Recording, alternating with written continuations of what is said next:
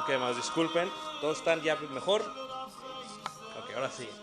Nos quedamos en hebreos, prosélitos, judíos.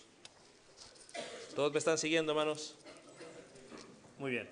Estamos precisamente viendo esta imagen y lo que estábamos viendo es 5664.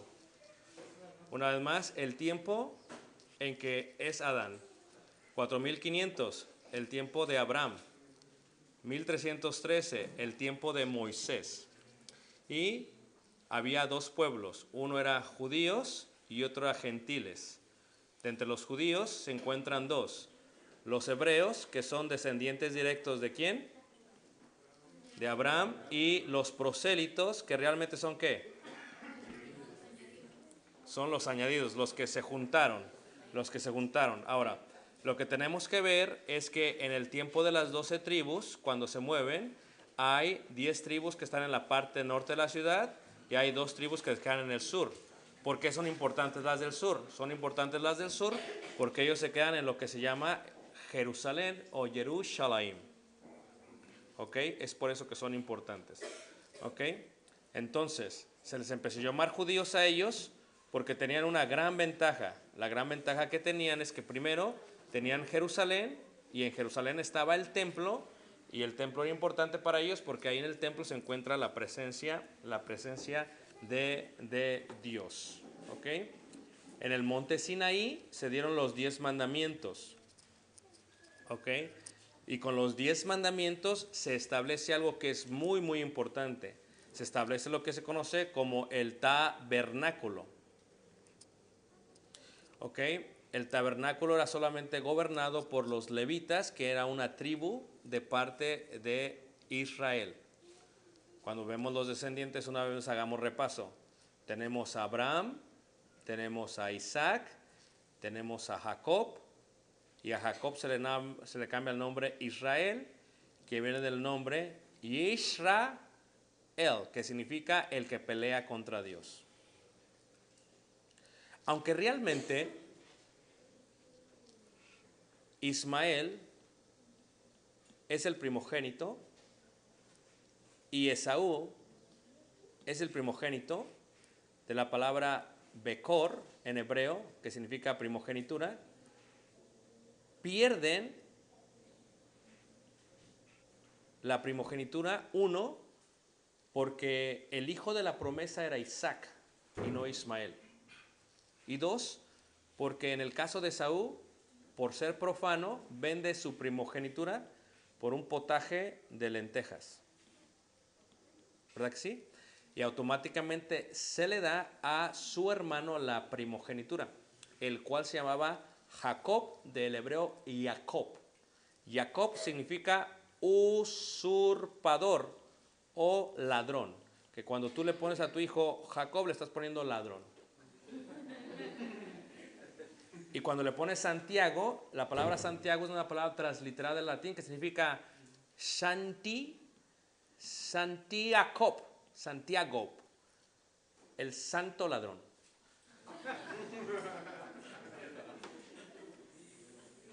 ¿Ok? La pregunta es ¿por qué? Porque cuando nace Esaú, y la palabra Esaú significa velludo, cuando nace Esaú velludo, quien era el primogénito, Jacob no le permitió nacer totalmente por sí solo. Dice que iba trabado su mano del talón, por lo tanto nacieron los dos a la misma vez, aunque realmente que tenía la primogenitura era Esaú, pero por eso le llamó ladrón, porque no le permitió tomar la primogenitura completa. ¿Ok?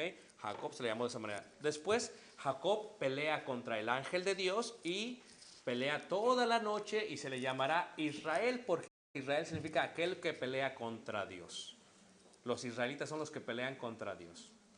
Regresando a la tierra prometida, cuando vamos a la tierra prometida y se divide, tenemos a los reyes. Saúl, el primer rey que lo pide el pueblo. Saúl significa ha sido pedido por el pueblo. Saúl.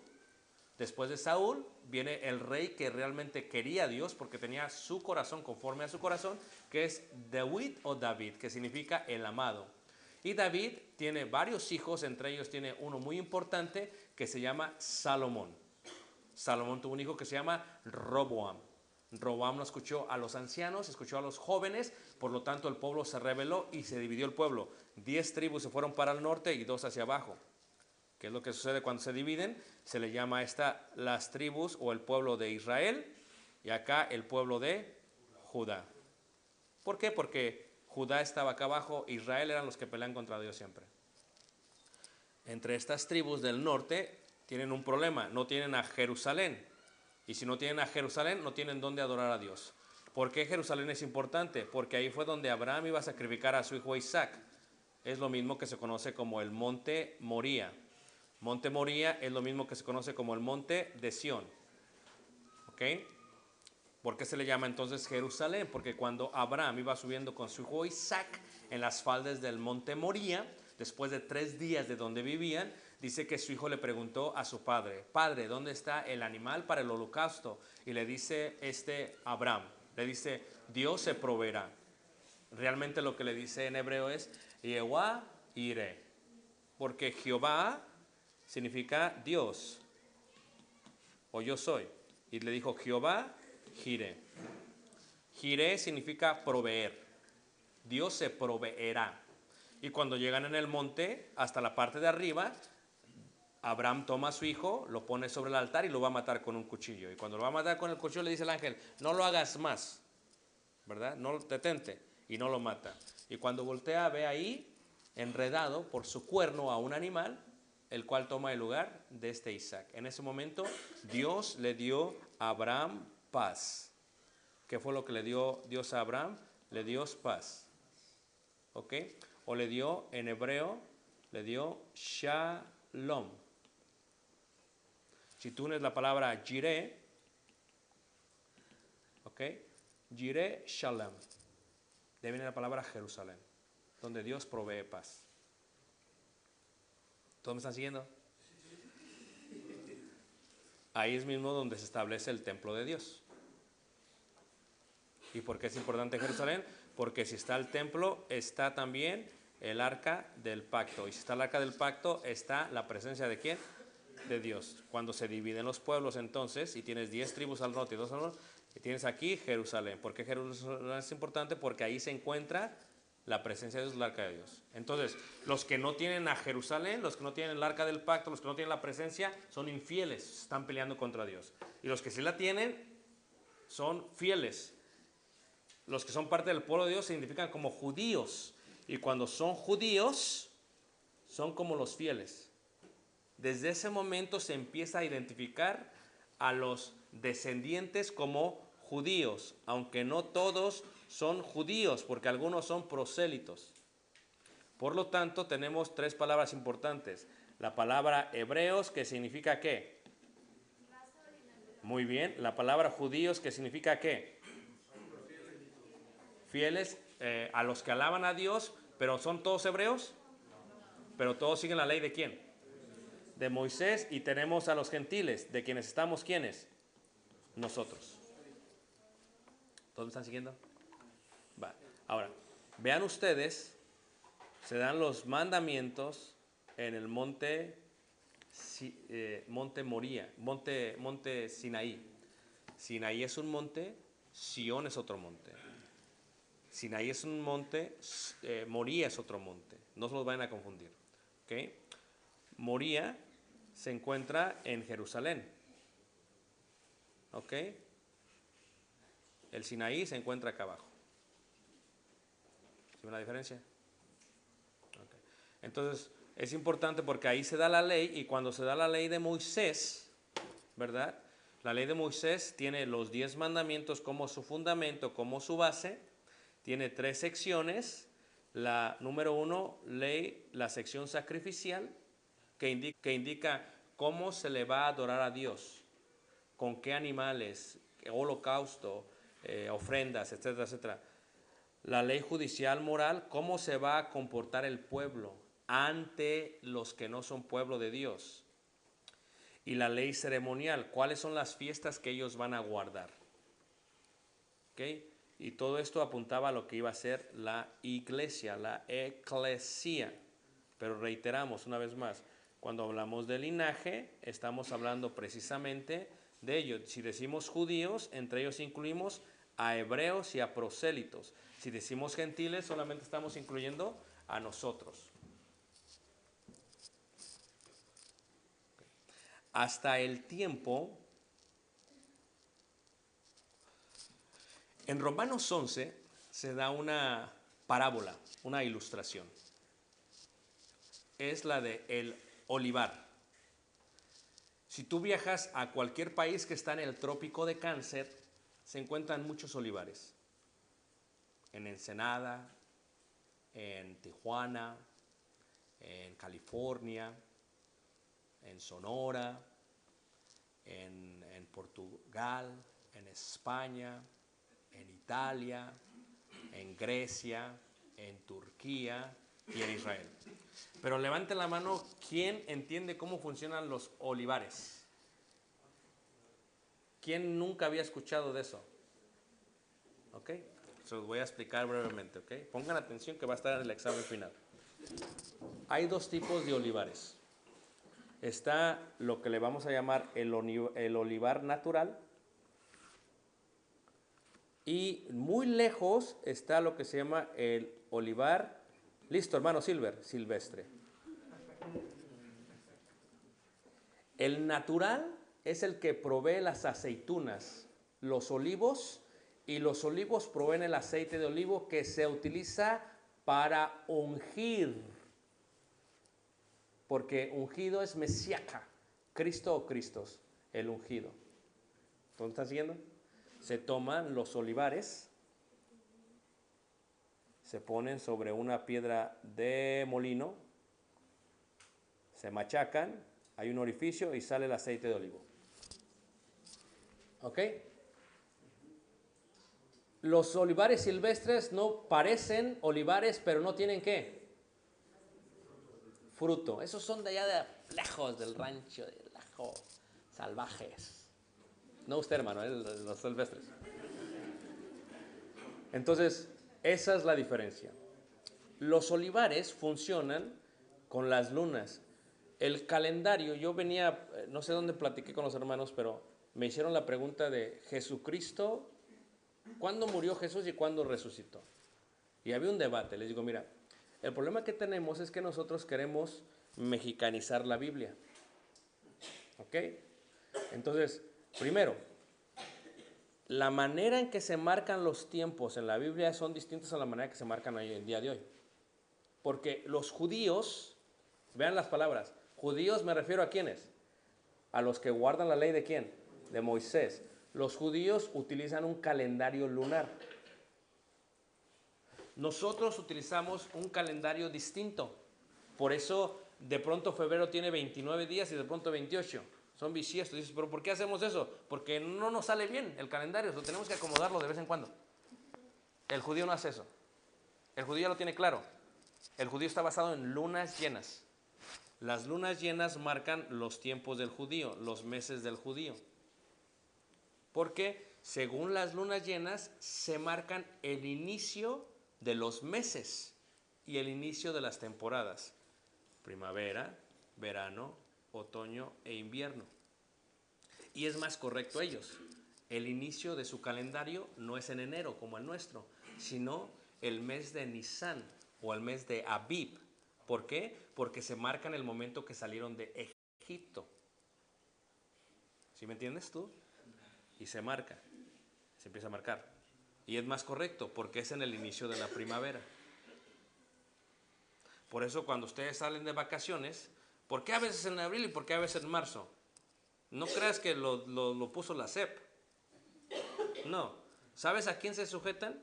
A los católicos. ¿Y sabes a quién se sujetan ellos? Al calendario judío. Por eso se mueve. Se mueve dependiendo de la luna. Entonces, ¿por qué es importante? Porque según la luna llena afecta. ¿Nunca han visto que a veces la luna llena afecta en la Tierra? Y dices, ¿en qué afecta en la Tierra? Bueno, no estamos hablando de Hollywood ni nada, que la luna llena hace que uno se conviertan en lobos. Eso es mentira. ¿Pero en qué afecta la luna llena? Hablemos de naturaleza.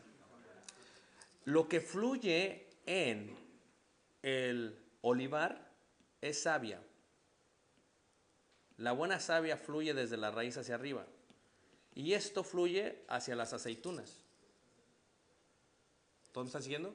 Ok. Sube hacia arriba en luna llena. Eso está comprobado. Por eso era importante que Jesús muriera en la Pascua y que su tormento en el Getsemaní fuese la noche de la Pascua. Ahora, el silvestre no puede proveer aceitunas, pero hay algo increíble acerca del olivar. Tú puedes cortar el olivar y lo puedes dejar fuera de la tierra por días, por semanas, seco, y lo vuelves a plantar y vuelve a dar. Vea mis palabras, hermana, porque usted, si Dios permite, vamos a caminar por la casa del pan, no la de aquí de Monclova, por Belén, que correctamente es Bethlehem en hebreo. Cuando vayamos a Bethlehem, yo fui caminando y vi olivares desarraigados y le dije a la guía, ¿para qué quieren esto? Dice, es que lo van a plantar, pero ya están secos. Dice, no, no, espérate, los plantan y vuelven a nacer. Hay olivares que después de 800 años han vuelto a nacer. Y ponga atención, hermana, ahí cortan unas maderas y ahí esa madera la hacen de madera de olivo y la tratan y dura por mucho tiempo. ¿Por qué digo esto? El olivar natural ofrece olivos, el silvestre no. Pero hay algo milagroso acerca de esto. Tú puedes cortarle una rama al olivar natural y le puedes cortar una rama al silvestre y metes la rama del silvestre al natural. ¿Cómo? Agarras la rama, la cortas a la mitad, le cortas primero aquí, le haces un orificio acá y después, ¿qué es lo que haces? Metes la rama silvestre y la savia fluye a través de esto y entra acá y el silvestre empieza a dar. Y dices, ¿y eso qué tiene que ver con la iglesia de Cristo? Espérenme tantito. Es que yo lo explico por partes. ¿Ok? Ahora, el olivar natural son los hebreos. El olivar silvestre somos los gentiles. Nosotros no servíamos para nada. Y el olivar natural servía para todo. Cuando Jesús vino, cuando Dios se hizo carne, cuando Yeshua vino y lo desecharon, se abre la puerta para los gentiles. Entonces, cuando viene Jesús, los judíos, los hebreos, desechan. Y cuando desechan ellos, Dios los corta. ¿Y qué hace Dios? Nos injerta a nosotros. Y nos hace parte de su olivar, parte de su pueblo, parte de su congregación, parte de su cle. ¿Ya ven cómo estoy pegando todo ahora sí? Entonces, tú y yo no éramos parte de la iglesia, del pueblo, de la congregación. Dios nos hizo parte de, porque ¿qué lo rechazaron? Gloria a Dios que lo rechazaron. Aunque desde la eternidad Dios ya sabía que lo iban a rechazar y que nos iba a meter a nosotros. Porque ya estaba planeado. Qué hermoso, ¿no lo creen ustedes? Entonces, nosotros somos ese pueblo gentil que fue instalado. Por eso pongo aquí el olivar, para que se entienda esta parte. Si nosotros vemos esta parte, la iglesia de Cristo que hemos estado explicando, iglesia ya sabemos qué es y ya sabemos qué es Cristo. La iglesia de Cristo se conforma primero de judíos y después de qué? De gentiles. Pero, ¿verdad que tú y yo no somos hebreos? ¿Verdad que no? No somos prosélitos, ¿verdad que tampoco? ¿Qué somos? Gentiles. Entonces, la iglesia de Cristo primitiva en el primer siglo era una iglesia compuesta de hebreos, prosélitos y gentiles. La iglesia de Cristo el día de hoy, en su mayoría, puedo decir que más del 98% somos gentiles. Pero lo que tú tienes que visualizar es esto. En cuanto a la iglesia, yo siempre digo a los hermanos porque a veces los hermanos no razonan esto. Pablo vivió en una iglesia que en su inicio, todos estos eran judíos y estos eran gentiles. ¿Sí ves la diferencia? Cuando Pablo acaba su cuarto viaje misionero, Todos estos son gentiles y quedan muy pocos judíos. Esto cambia la perspectiva del Nuevo Testamento y la comprensión de la iglesia de Cristo en el primer ¿qué? Siglo. En el primer siglo. ¿Alguna pregunta hasta aquí antes de continuar? ¿Preguntas? Preguntas hasta aquí. Preguntas, hermanos. Porque ahorita voy a entrar a lo que me interesa, hermanos. Todavía no entro. Hermano. Bueno, se dice, ahorita está hablando usted, pero antes de la era de Cristo, ¿verdad? Antes de la era de Cristo. Sí, o sea, judíos y gentiles. Porque hoy en la actualidad es judíos, gentiles y cristianos, los que somos. Eso lo voy a detallar todavía más, porque reiteramos, cuando digo la palabra judíos, ¿a quién me refiero? A los que guardan la ley de Moisés. Cuando digo la palabra gentiles, ¿a quién me refiero? A los que no son de descendencia hebrea. Aún el que no es cristiano o miembro de la iglesia de Cristo es gentil. ¿Sí me entienden todos? Ajá. Entonces, la iglesia primitiva, en su inicio, el primer siglo, la mayoría eran puros judíos.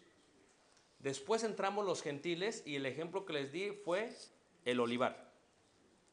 Después de que Pablo termina su cuarto viaje misionero, el cuarto viaje misionero no fue porque él quiso, fue porque se lo llevaron preso. ¿Okay? Cuando viaja el último viaje misionero, la mayoría miembros de la iglesia de Cristo son gentiles. Porque cuando Pablo empieza a viajar a Turquía, llega a la sinagoga. ¿Y la sinagoga qué pasa? Muchos lo rechazan. Y dice Pablo, yo me voy a los gentiles. Y empieza a convertir gentiles. Ahorita vamos a ver eso. Pero yo estoy dando esta... Porque estamos viendo la identidad de la iglesia ¿de quién? De Cristo. Cuando veamos la identidad de la iglesia de Cristo en el primer siglo, tenemos que ver cómo era la iglesia de Cristo y por qué era así. Y después la vamos a aplicar a nosotros. De una manera completa. Preguntas hasta aquí aparte de esa mano. Preguntas.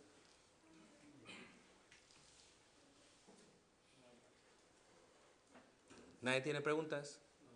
¿De veras? ¿Está bien claro? ¿Seguro? Muy bien. ¿Por qué sigo repitiendo este traslado de Egipto? Y ustedes han dado cuenta que lo repito y lo repito y lo repito, porque tenemos que comprender cómo vino a ser la iglesia en el primer siglo. No la entendemos la identidad, sino entendemos su origen. Ya vimos que el origen es eterno, en la eternidad, desde antes de la fundación del mundo. Ok, veamos una vez más. ¿Es importante ver el Antiguo Testamento? Sí, porque de ahí lo sacó Dios. ¿A quiénes? A los israelitas, a los hebreos y también a los prosélitos, a los que se pegaron. Por eso es importante. ¿Cómo era la iglesia primitiva? Bueno, veamos primero cómo era el pueblo de Israel. Ellos estuvieron en Egipto 400 años, en Éxodo 12:40 dice que estuvieron 430 años, ¿verdad que sí? México no tiene ni siquiera 300 años de existencia como país y ya tiene una identidad. A ver, cuando piensan en México, ¿en qué piensan? La bandera. Pero la bandera que se inicia en Iguala, Guerrero, que se diseña ya. ¿Qué más? ¿Qué más? Cuando piensan en México, ¿qué piensan? Tacos. Muy bien, pero hay un problema con los tacos. Que la tortilla no es mexicana. ¿De dónde viene la tortilla? ¿Están seguros? No, qué hoja. Ok, vamos a ver otro ejemplo. ¿De dónde vienen los tamales, hermanos? Hay muchas cosas que nosotros tenemos de los aztecas. ¿Están de acuerdo ustedes, hermanos? Así que no es mexicano. Es después. Pero vean cómo México en menos de 300 años ya tiene una identidad. Israel estuvo más tiempo en Egipto. 430 años. Pensaban con los egipcios. ¿Ok? Muy bien. Era tanto que dice la escritura que Moisés, quien sacó a los israelitas, fue instruido en toda la sabiduría de los egipcios y era poderoso en sus palabras y obras. Hechos 7:22. ¿Es verdad o no? Los egipcios, por ejemplo, tenían este concepto. El varón era el líder espiritual. La mujer solamente está involucrada con la música y adoración a Dios. Esto es, la música instrumental nunca se utilizó para el mundo, para las personas. Cuando en Egipto se tocaba un instrumento musical, era para sus dioses. Se tocaba la música, era para Dios, no era para nosotros, era para Dios. ¿Y quién dirigía? El varón. Las mujeres siempre hacían eso. Eran cantoras, utilizaban instrumentos de cuerda y toda la música era ¿qué? Sagrada. Por eso se entiende que cuando Moisés los saca de Egipto, ellos tienen 430 años de identidad egipcia. Es difícil arrancárselo de aquí, ¿o no? Como si yo te llevo a Estados Unidos y te pongo en Chicago. ¿Dónde está mi salsa? ¿Dónde están los tacos? ¿Verdad? Ahora que vayamos a Israel, hermana, van a sufrir porque van a extrañar en ese aspecto. Entonces, pero vean ustedes Israel, cuando salen y pasan el Mar Rojo, ¿qué es lo que hacen? Moisés dirige un cántico, cantaré yo a Jehová porque se ha magnificado grandemente, y como lo hacían los egipcios, las mujeres repiten eso. ¿Y qué es lo que hacen las mujeres? Toman el pandero y se ponen a bailar. Porque era lo que hacían ellos ¿en dónde? En Egipto. Y eso lo tuvieron como identidad por mucho tiempo. Eso lo vemos en el libro de los jueces con Débora. Canta cuando vencen a los enemigos. Lo vemos con la hija de Jefté. Llega su padre de la victoria, canta, baila. Lo vemos en las mujeres de Judá.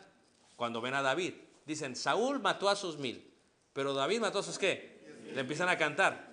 Entonces, esta parte del canto es algo original. Pero esto no lo vemos en el tabernáculo, porque los instrumentos musicales no se ven en el tabernáculo. ¿Dónde se da el tabernáculo? En el monte del Sinaí. Con los 10 ¿qué? Mandamientos. Hebreos 8 dice que le dice Dios a Moisés, haz todo conforme al modelo que se te ha dado. Y eso fue lo que hizo Moisés. Pero ¿por qué es importante el tabernáculo y por qué se menciona en cuanto a la iglesia? Lo vamos a ver después. ¿Ok? Pero quiero que entiendan eso. ¿Y quién es el que construye, edifica literalmente el templo? ¿Quién es el que lo hace por excelencia? Es el rey David. David es el que viene a ser el que construye o prepara todo para el templo. No lo hace él, lo hace su hijo. Pero se lo dejó a su hijo todo en charola ¿de qué? De plata. Le dijo, aquí está todo listo. ¿Por qué es importante esto?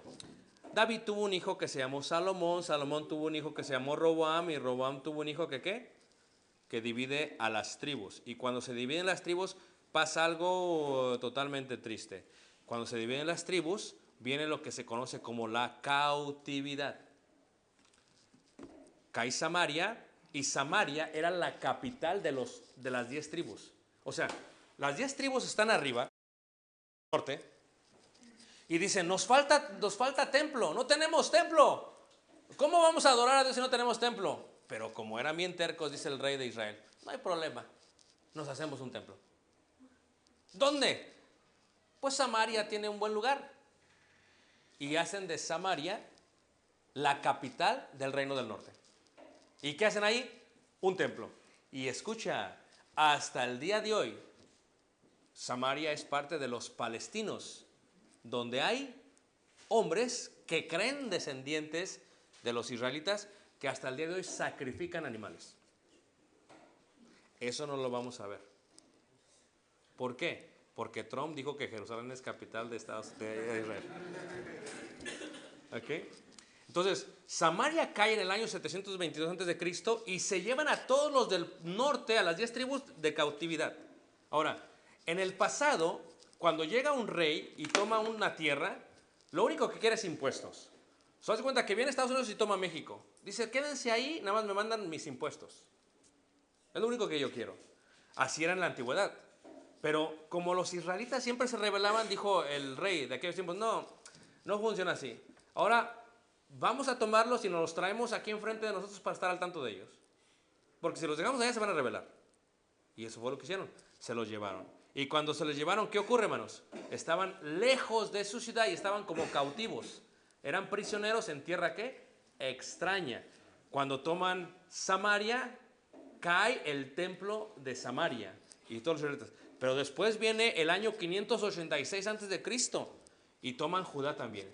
Y cuando toman Judá sucede algo increíble. Destruyen Jerusalén. Destruyen el templo. Y ahora están totalmente alejados de la tierra. Están en los campos lejos, lejos, lejos, lejos. ¿Qué decían ellos? Decían desde la antigüedad. ¿Sabes dónde se reunían ellos? Debajo de los sauces.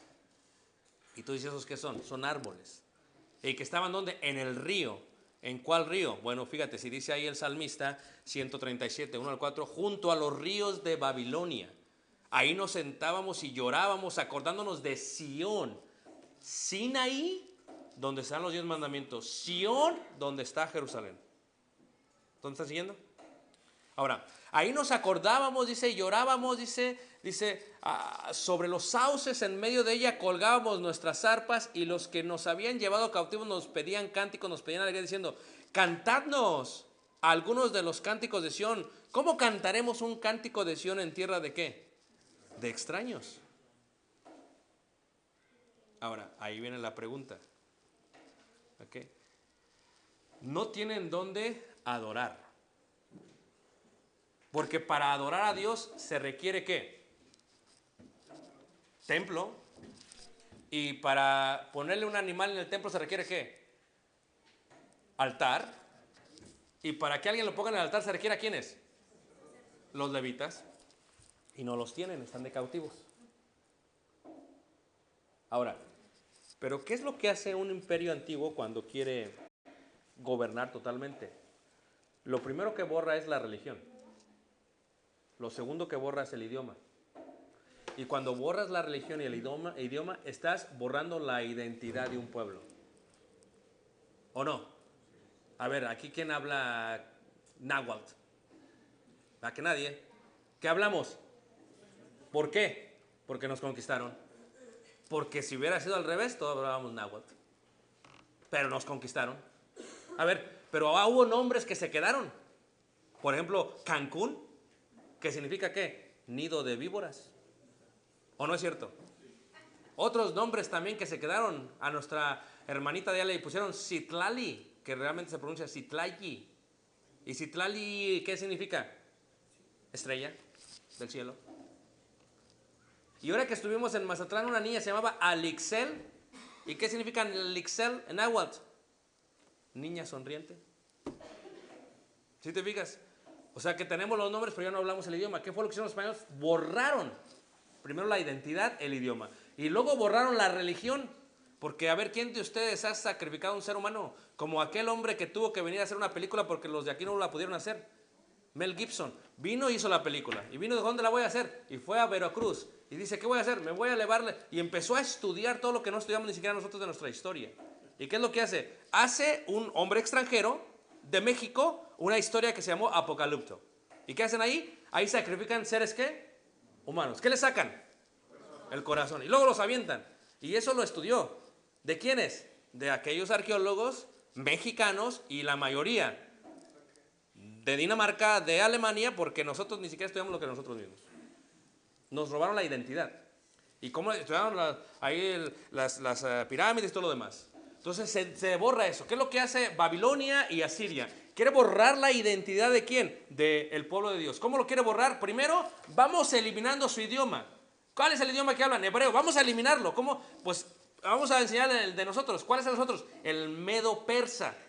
Pero ¿qué es lo que pasa? Hay una mezcla. O sea, el hebreo no quiere dejar ir su lengua y aprende el medo-persa, porque así pasa con nosotros. Los que vamos de aquí, de México a Estados Unidos, no queremos dejar el español, pero adoptamos el inglés, pero adoptamos el español. Y así pasa con ustedes. Veo aquí la tienda Home Depot. Mira. ¿Por qué no le pusieron de otra manera? ¿Por qué no le pusieron ahí la bodega de la casa? ¿Por qué no? Se tiene que transliterar. Y con eso se pierde la identidad. Hasta al hijo, ¿cómo le ponen? Brandon. ¿Cómo le ponen? Kevin. ¿Cómo le ponen? Usher. Beyoncé. Madonna. ¿Por qué le ponen así? Porque, pero ya no le llamamos como acá, ¿por qué no? Póngale Cuauhtémoc. No. ¿verdad? Póngale Francisco, no, ya nosotros ya nos fuimos para allá. Y lo mismo allá, cuando uno está en Estados Unidos no se olvida de su México lindo y empieza a hablar los dos idiomas, empieza a hablar lo que se llama inglés y español, empieza a hablar Spanglish. ¿A poco no?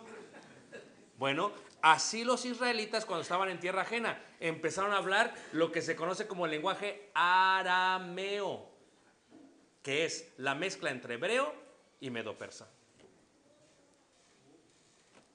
que fue un lenguaje que se utilizaba en la comunidad para la gente común. Pero aquellos que dijeron los de Asiria y los de Babilonia, vamos a borrarles toda la religión. Y entonces empezaron, les quemaron el templo, les destruyeron el templo. Pero ¿sabes cómo son los israelitas, los judíos? Son tan buenos, son tan estudiosos, son tan devotos a Dios, que ¿sabes qué es lo que hacen? Dicen, no, un niño judío a los 13 años se sabe toda la ley de Dios, de memoria, los primeros 5 libros de la Biblia. También nosotros. ¿Listos? Primer libro. Segundo. Tercero. Eso. ¡Qué bárbaros! Espérense. En el principio creó Dios.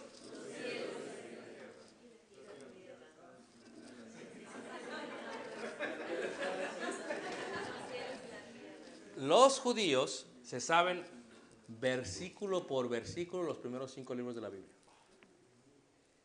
¿Sí ven la diferencia? Ah, sí, pero si les preguntase de la novela, sí se saben hasta los nombres de cada uno. Y si les preguntase otras cosas, se lo saben todos por nombre. Ahora, ¿qué es lo que estoy diciendo? Los judíos cuando fueron a Babilonia y a Siria, cuando estaban sentados allá, le empezaron a enseñar a sus hijos la ley oral. Porque, imagínate, si te quitan el wifi, y si te quitan el internet, y si te quitan el teléfono y te borran tu Biblia, muchos no tendríamos más que enseñar a nuestros hijos Génesis, Éxodo, Levítico. Es lo único que les enseñamos. Porque de lo demás no nos lo sabemos de memoria. Pero así no era con el judío. ¿Se lo sabía qué? Y de ahí viene la palabra ley oral. La ley escrita es el Torah. La ley oral es el Mishnah, que es la ley oral. ¿Todos me están siguiendo? Ahora, dijeron, ¿cómo les vamos a enseñar a nuestros hijos? ¿Les vamos a enseñar a nuestros hijos en arameo?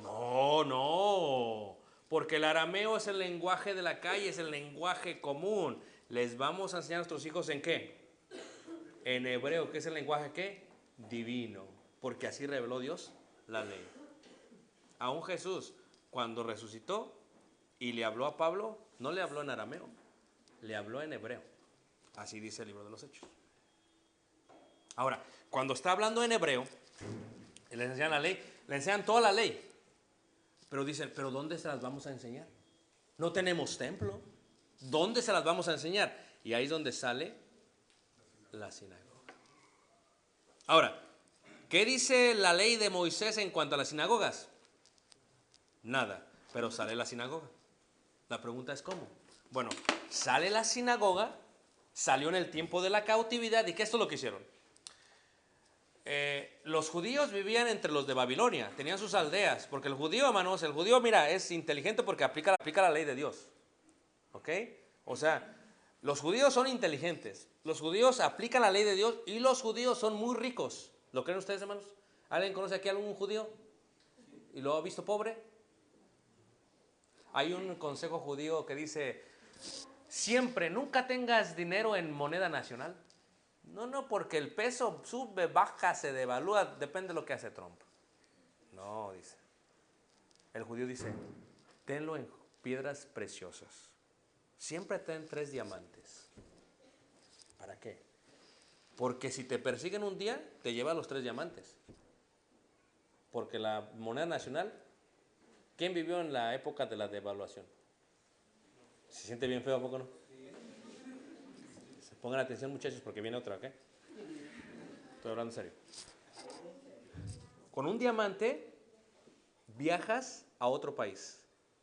Con otro diamante compras una casa. Y con el tercero pones un negocio. ¿Y qué es lo primero que tienes que hacer? Compras otros 3 diamantes. Por si necesitas, ¿qué? Otra vez salir. Por eso hay unos que son judíos, ¿qué? Errantes. Andan de lugar en lugar. ¿O no es cierto? A eso se le llama la diáspora. La diáspora es cuando los judíos fueron por todos lados, por la persecución que han tenido los pobres. Ahora, estando ellos en tierra de Babilonia y en tierra de Asiria, no tenían dónde adorar a Dios, porque el templo lo habían destruido. ¿Dónde lo vamos a adorar a Dios? No tenemos lugar, dice, bajo los sauces en los ríos de Babilonia nos sentábamos y no podíamos orar. Y los extraños se burlaban y decían, cántenos, cantando. Y dice, ¿cómo cantaremos lejos del monte de Sión? Pero dijeron, ok, vamos a edificar un lugar donde podamos enseñar a nuestros hijos la ley de Dios, la ley oral, la Mishnah. Y eso fue lo que hicieron. Ahora, cuando se construye ese lugar se le llama la sinagoga, que significa la congregación o lugar donde se reúnen. Importante, ¿a poco no? ¿Están viendo la identidad ya? Ok, ahora, esto es ley. Dice el judío, vamos a construir la sinagoga. Muy bien. La sinagoga en cualquier aldea que vayas no puede ser más pequeña que las casas de las personas. Tiene que ser la más alta. Porque ahí es donde se lee la ley de Dios. Ahora que vayamos a Israel, cuando estemos en Capernaum y cuando estemos en Cozarín y con todas las ciudades, siempre vamos a ver la sinagoga. ¿Por qué? Porque es el edificio más alto y más grande. Porque si tú eres el miembro de la iglesia que tiene más dinero que todos y que tu casa esté más bonita que el lugar de reunión, hay un problema. Le diría el profeta Ageo, tus casas están y el lugar de adoración destruido. Todos los judíos dicen no. Lo primero que levantamos como comunidad es la sinagoga. Y va a ser la más grande de todo lugar. Porque Dios se merece la honra y ¿qué? Y gloria. Musquis, ahí viene el edificio, tranquilo, ya casi está a pie. Paciencia. Pero que esté más alto que sus casas, ¿eh? Como principio, no como mandamiento. Muy bien, entonces, en la sinagoga ocurre eso. ¿Y por qué ocurre eso? Porque la sinagoga vino a ser el lugar, el propósito que tenía era como asamblea, como reunión para estimularse. No podían adorar ahí, ¿por qué? Porque no tenían, la adoración viene de la palabra que sube al cielo en hebreo. De la palabra tamjim, que sube al cielo. No se puede adorar porque no sube al cielo. Para adorar necesitas un altar, necesitas el templo, y el templo se quedó en Jerusalén. Entonces, la sinagoga era para estimularse. ¿Qué se hacía en la sinagoga? Se reunía el pueblo de Dios, se congregaba. ¿Con qué propósito? Para estimularse, para aprender de la ley de ¿qué? De Dios. Para eso era la sinagoga. ¿Preguntas hasta aquí, hermanos? Así que la sinagoga nace entre los tiempos de la cautividad, aproximadamente en el siglo 7 antes de Jesucristo, y ya para los tiempos de Jesús hay sinagogas en todas las aldeas judías. Ahora, ¿por qué es importante la sinagoga? Vean, en la sinagoga hay un reglamento. De un lado se ponen las mujeres y de otro lado se ponen ¿quiénes? Los hombres. Es el reglamento de sinagoga. En la sinagoga hay un reglamento.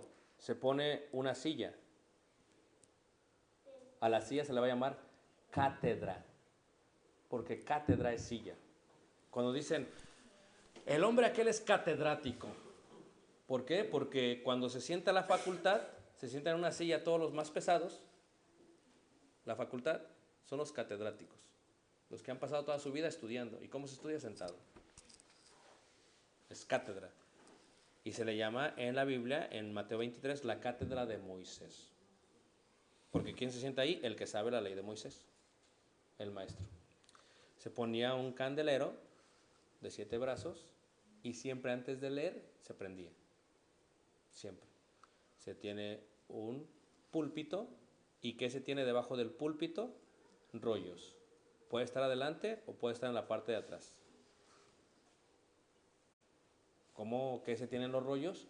No se tenía en la Biblia así completa. No. Se tiene el rollo de Génesis, que realmente son 10 rollos. Que no es uno nada más. Se tiene el rollo de Éxodo, se tiene el rollo de Números, o sea, son varios. El de los Salmos son 5 rollos, son 5 libros. Entonces se tiene. Cuando se empieza un servicio en la sinagoga, se empieza siempre leyendo la ley de Dios, la ley de Moisés. Un verso o una porción de los primeros 5 libros. Y ya después se puede hablar de los profetas, pero no al revés. No empiezas con los profetas y acabas con la ley, siempre es primero la ley. Por eso se enojaron con Jesús. Cuando Jesús comienza su disertación, cuando empieza allá en la sinagoga de Nazaret, empieza con los profetas. ¿Qué le pasa? ¿Está rompiendo la ley de nuestros papás? No puede hacer esto. Y él empieza con los profetas. Y luego se enojaron más porque los comparó. Y dijo que los gentiles tenían más fe que los judíos. ¿Y contra quién los comparó? Contra aquel Naamán. ¿Y contra quién? Contra la viuda de Sarepto de Sidón. Y dijo, estos tienen más fe que ustedes. Oh, se enojaron. Y lo llevaron al peñasco. También vamos a ir al peñasco, hermana. Que lo iban a aventar para tirarlo, para matarlo. Porque en la sinagoga era ley. Pongan atención. En la sinagoga, el rabí podía pegarle a los miembros.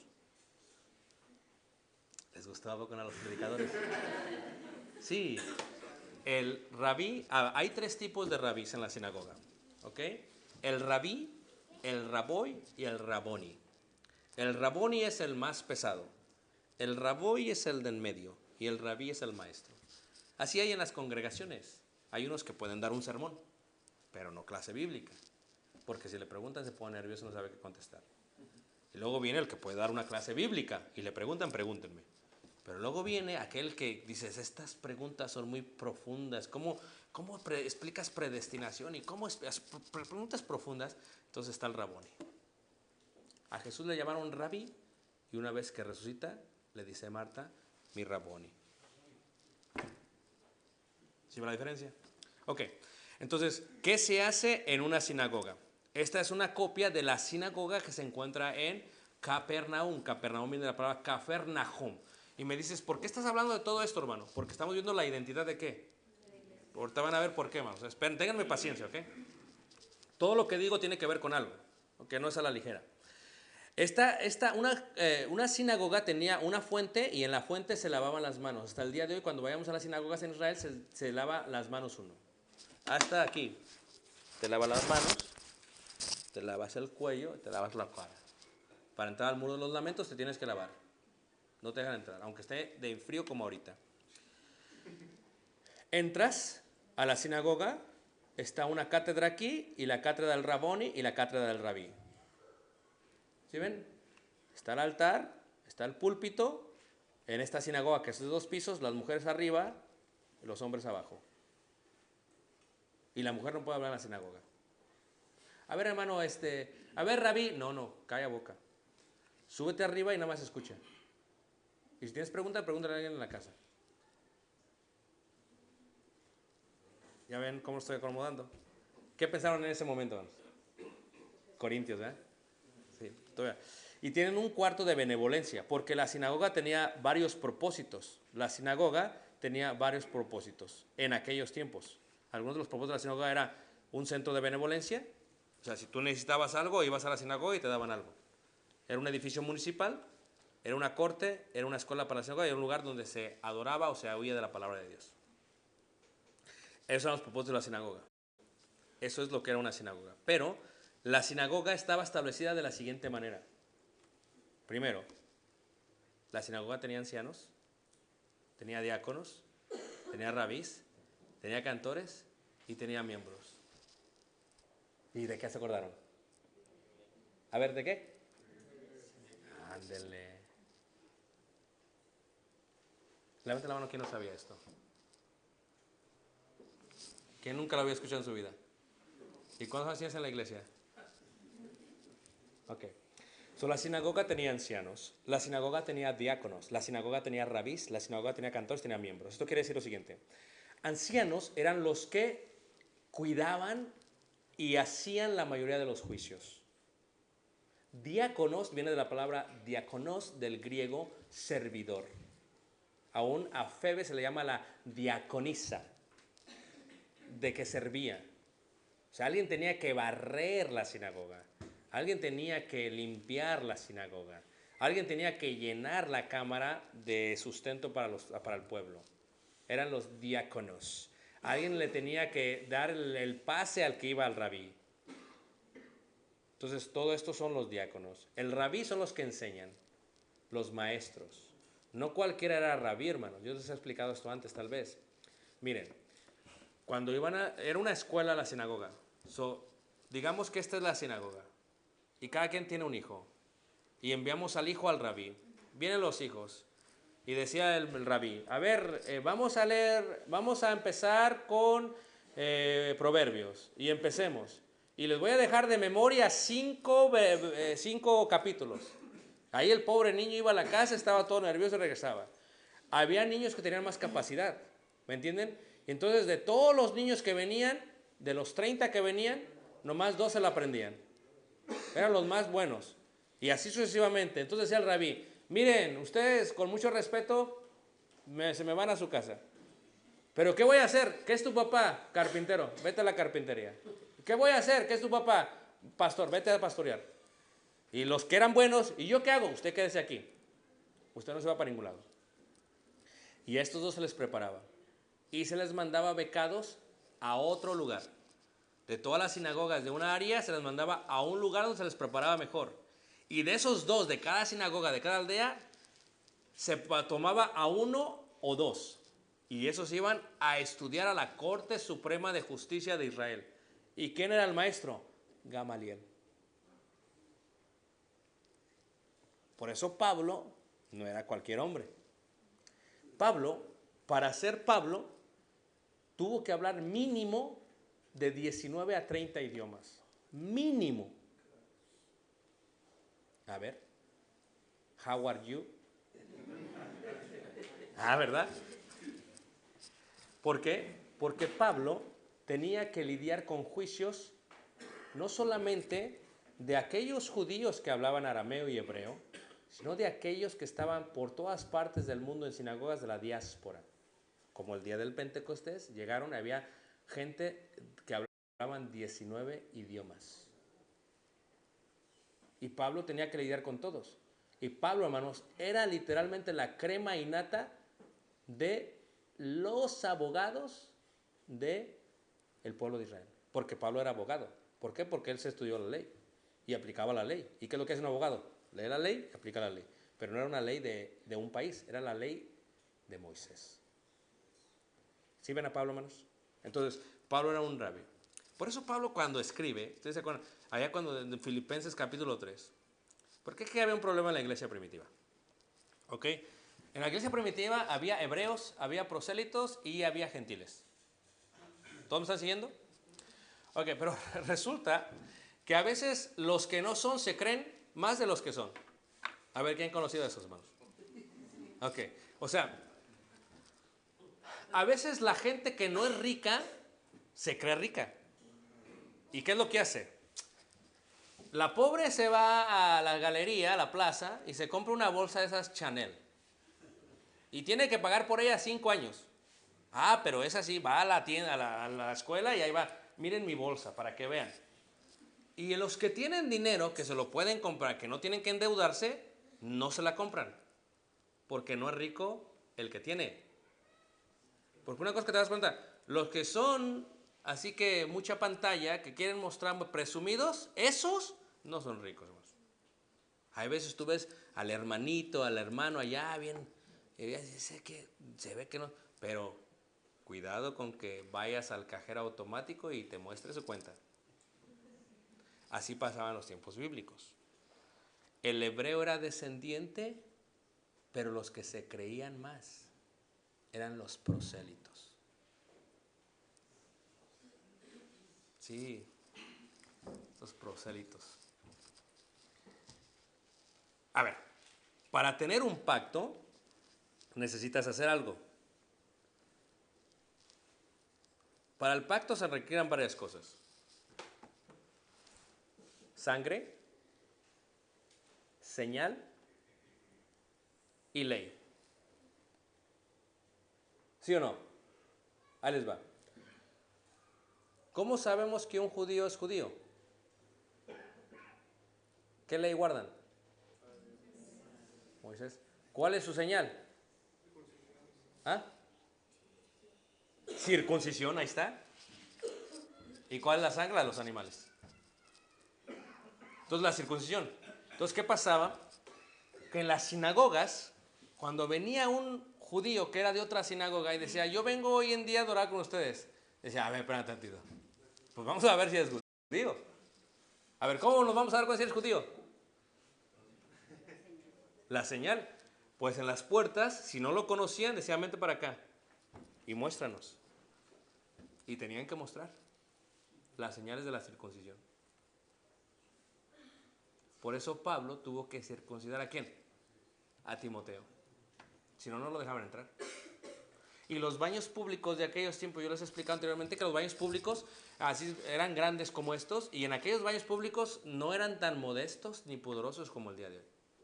Porque si tú vas al baño el día de hoy, tienes la taza y la otra taza, pero entre medio de las tazas, ¿qué hay? Una pared. ¿Y enfrente qué hay? Una puerta. Pudorosos. En aquel tiempo no era así. Tenían la taza, la otra taza, la otra taza, la otra taza, y todas las tazas de aquí hacia atrás. ¿Y qué hay entre medio de ellos? Nada. Sí, no había nada. Y no había ni papel de baño. Había una corriente del acueducto romano que pasaba atrás en agua. No se asusta, hermana, es la verdad. La hermana. ¡Ah! ¿Y saben con qué se limpiaban? Con la mano, con esponjas. Sí, se limpiaban y luego se lavaban con el agua. Y ya otra vez quedaban bien. Sí, hermano. Imagínense ustedes. ¿Y qué hacían? Pues platicaban. Espérame. Platicaban. Una vez le dijeron a mi esposa que oye, así, ¿por qué el niño le hace así cuando está haciendo el baño? Así hacemos todos. ¿O no es cierto, hermanos? Lástima fuera que se limpiara y luego se le olvidara lavarse. Chócalas. No, pues no. Ese era un problema. Ok. Entonces, cuando entraban a los baños públicos, sabían quién era judío y quién era gentil. Entonces, pero ¿quién eran? Los que eran prosélitos eran los más estrictos, los que se creían de más. Entonces, cuando la iglesia primitiva comienza, los prosélitos, a los cuales se les llama judaizantes, quieren que los gentiles se circunciden también, si quieren ser parte de la iglesia. Y no habían entendido que la circuncisión ya no era de mano, sino que era el bautismo, según Colosenses 2. No lo habían entendido. Entonces Pablo escribe una carta y se las manda muy molesto. Pablo les manda una carta muy molesto y les dice a ellos lo siguiente. Les dice Pablo, miren, empecemos. Si ustedes creen que tienen de qué gloriarse conforme a la carne, ¿yo qué? Yo más. Porque, a ver, vamos a ver. Pónganse, fíjense cómo Pablo les dio con guante blanco a todos. Pónganse a pensar, le dice a ellos, a ver, yo sí soy circuncidado al octavo, ¿qué? A ver, los prosélitos, ¿cuándo? 30 años, 40 años, 16 años. Yo sí soy. Número 2, yo sí soy hebreo y puedo llevar mi linaje hasta la tribu de Benjamín. A ver ustedes, prosélitos creídos, no podían hacer eso. Fíjate lo que hace Pablo. Pablo dice, ¿fariseo de qué? En cuanto a la ley, irreprensible. ¿Cuál es una distinción de la ley? No comer animal inmundo. ¿Cómo qué? ¿Un animal inmundo? Puerco. A ver, levanten la mano aquí, ¿quién ya comió chicharrón en su vida? Prensado. Ah, ¿verdad? Vean ustedes. Pablo nunca en su vida comió chicharrón. Estoy hablando en serio. Pero aquellos que eran prosélitos, ¿cuántas veces comieron cerdo? Muchas. Y dice Pablo, yo en cuanto a la ley no me pueden reprender, porque la he guardado. Mira, el judío era muy estricto en cuanto a aún Pedro siendo pescador. Pedro cuando baja allá en la casa de Simón el curtidor en Jope, ¿qué es lo que pasa? Dice, yo nunca he comido animal inmundo. Y dice el Señor, lo que he limpiado no lo llames inmundo, come. Fíjate el pensamiento, hermanos. Y entonces, ¿qué le está diciendo a los prosélitos? No se crean de más. No se crean de más. Esa era la sinagoga, muchas convertidas a la iglesia de Cristo en el primer siglo. Ahora, no solamente tenía ancianos, diáconos, rabís. Pablo no era rabí. Pablo era raboni. Por eso cuando llega a Jerusalén y lo quieren, llámenme a todos los judíos. Yo estudié a los pies de Gamaliel. Es como aquí. A ver, dicen unos, yo estudié en el TEC. ¿De dónde? De Monterrey. ¿Y eso qué? No, yo estudié en la Universidad de Nuevo León. ¿Y eso qué? La mejor universidad de Latinoamérica, la UNAM de Ciudad de México. Búsquenla en internet. A ver, si uno fue a la UNAM de México, o sea, Pablo lo que está diciendo, ¿ustedes con quién estudiaron? Yo estudié con Gamaliel. Yo fui el mejor de lo mejor de aquella sinagoga. Yo nací en Tarso, pero fui lo mejor de lo mejor. Y mira, me fui becado hasta Jerusalén y estudié con Gamaliel. Cuando él dice Gamaliel, todos respetan, hermanos. Pablo era la excelencia. Ese era rabino. Ahora, ¿qué se hace en la sinagoga? Esto es lo que se hace en la sinagoga. Se canta no con instrumentos musicales. Eso está prohibido en las sinagogas, hermanos. Porque eso se relaciona con Egipto. ¿Sí lo están visualizando ya? ¿Por qué no salen los instrumentos musicales? De Egipto. Y antes de Egipto, ¿de dónde? ¿Quién los hizo? Los descendientes de Caín. Si no leen Génesis capítulo 4. Que se empezaron a hacer instrumentos musicales. Entonces, ¿cómo se hacía en la sinagoga? Canto a capela. Solamente cantaban. ¿Y qué cantaban? Solamente salmos, libro de los salmos. Solamente el libro de los salmos. Ahora, ¿qué se hacía? Lecturas de la escritura. ¿Y qué se hacía? Sermones. ¿Y qué se hacía? Contribuciones. No sé a quién se les recuerda esto. A ver, vamos, ¿a quién se les recuerda esto? ¿Ah? A la iglesia del Señor. Míralos. Bueno, después del descanso o comida o no sé, entramos en lo que me interesa. Preguntas. Hermano.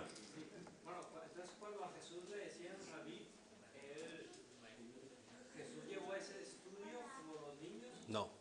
Por eso se enojaban con él cuando... Sí. El caso de Jesús, hermanos, es un caso interesante. Yo una vez prediqué la humildad de Jesús. Porque mira, Jesús cuando era niño, tuvo que haberse hecho pasar como uno que no sabía. Si no, lo mandan a estudiar con Gamaliel. En el caso de Jesús, que es muy interesante, es que solamente muestra su sabiduría cuando está con los doctores de la ley, con los rabonis. ¿En dónde? En Jerusalén. Y todos se quedaron sorprendidos. Porque cuando Jesús enseñaba, todos se sorprendían, porque no era un rabí normal. No había sido educado como Pablo. Sin embargo, hablaba como quien tenía que. Y eso solamente lo hacía un rabí. Así que Jesús cuando hablaba decía, ¿es este? Y por eso dijeron cuando lo oyeron todos, ¿no es este hijo de José el carpintero? Porque no era lógico que Jesús supiera lo que sabía. Y más cuando se sube a la sinagoga de Nazaret, ¿verdad?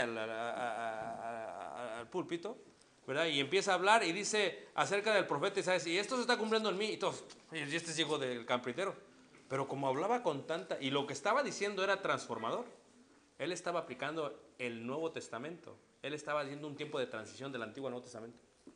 Habéis oído ley de Moisés, pero yo os digo ley del Nuevo Testamento. Por eso le llamaba rabí. Era sorprendente. Por eso cuando oyeron a Pedro y a Juan dijeron, pues estos ni han estudiado. Estos son gente de qué? Del vulgo. Estos no son gente normal. Pero cuando los oyeron dijeron, se quedaron sorprendidos. Ahora, Pedro, Juan aquí. Pablo, ¿sabes por qué Pedro y Juan no pueden hacer lo que hace Pablo? Porque Pablo, primero ciudadano romano, pero aparte Pablo era respetado por todas las sinagogas de todo el mundo. O sea, si llegaba Pedro a una sinagoga no le iban a dejar predicar. A ver, ¿tú quién eres? Soy Pedro. ¿De dónde? Pues soy de allá del mar de Galilea. ¿Y qué eres, rabí? Pues no, pero soy el apóstol. ¿Y eso qué? Porque el judío eso no le importaba. Pero llegaba Pablo. Pablo, ¿con quién estudiaste? A los pies de Gamaliel, pásale. So, Pablo tiene ese acceso, por eso Pablo fue el que fue misionero. Y estableció, mira, iglesias por todos lados. Aparte, Pablo sabía varios idiomas. Aparte, Pablo sabía, porque el abogado, el fariseo, tenía que leer la ley de Moisés y saber la ley romana, por ley. Por eso Pablo, cuando empiezan ahí, ¿qué hacemos con este? Dice, tú no me puedes golpear. ¿Es lícito golpear a uno que es ciudadano romano? Ese se sabía todas las de las leyes. Es como cuando te para la policía y te lleva aquí a la delegación. Cuando nos paran nosotros que no somos abogados, nos barren, nos trapean, nos dan todo. Pero cuando agarran a uno de la UNAM, a ver, dice, usted no sabe que el código empiezan a hablar, quién sabe, de leyes. ¿Verdad? El código penal y se quedan, no, disculpen, ni el policía sabe a veces. No, perdón, pásele. Más, yo le voy a dar mordida, tome. Y los manda. O sea, ¿cuál es la diferencia? Pablo sabía tanto que cuando llega a Atenas y se pone en el Areópago, que se encuentra entre los dos angoras en griego es mercados gigantes, se sube al Areópago y empieza a hablar y dice, esto lo dicen sus propios poetas, se sabía filosofía griega. Pedro no podía hacer eso, pero Pablo. Entonces, cuando vemos la identidad de la iglesia, vamos a ir viendo cómo es que la sinagoga tiene una semejanza total a lo que es la iglesia. A lo que es la iglesia. Esto no es nuevo para los judíos. Dios dice, ¿por qué Dios permitió las sinagogas antes de Dios lo permite porque va preparando lo que será la iglesia. O sea, ya tiene sinagogas por todos lados. Es caso de predicarse el evangelio nada más. Y se convierten en la iglesia de Cristo. Preguntas, otras preguntas. ¿Tienen hambre? No son los únicos. Dios les bendiga y continuamos con Marta.